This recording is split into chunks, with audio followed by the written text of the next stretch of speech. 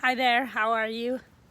Okay, so I really love the idea that you're switching things up and doing video recordings or voice recordings because who knows how long we're gonna quarantine. So I'm actually super excited. The first one I want to talk about is the video you wanted us to look up on any of the sex education links. I went on the Amaze website and actually I watched most of those little videos. I kind of got an idea of how hard it is to talk about all kinds of stuff like that and make it interesting and fun. I guess the video that really stood out to me is the one about how it's not okay for someone else to touch you inappropriately.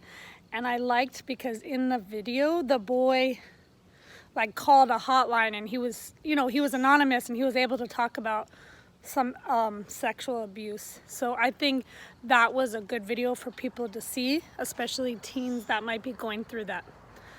Okay, so then from the book, I read about 1 Minute Squirm, and I think that's actually really cool because if you go into a class telling people you're going to ask them about their sexual preferences or whatever, but you're pretending, and then just see how many people had like weird reactions or how they felt, and then to reiterate that you weren't really going to say anything, you just wanted to see how they felt doing it. So actually I like that because I think as an educator there's probably lots of ways that people will get really uncomfortable about all kinds of sex, and then not even just all kinds of sex education, but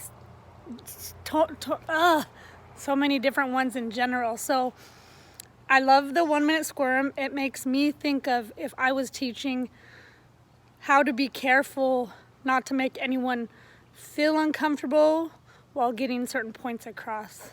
And then the other one I was thinking of was the sexual controversy.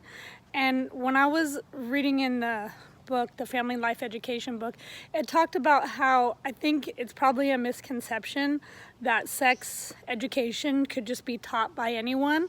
And I definitely agree with that. I mean, it should be like based on science, and it said like ecology.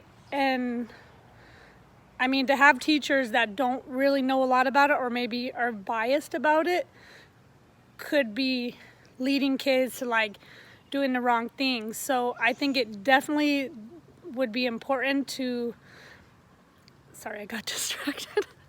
It would be important to have an educated educator talking about sex with kids. Okay, I hope you're doing well. Thank you so much.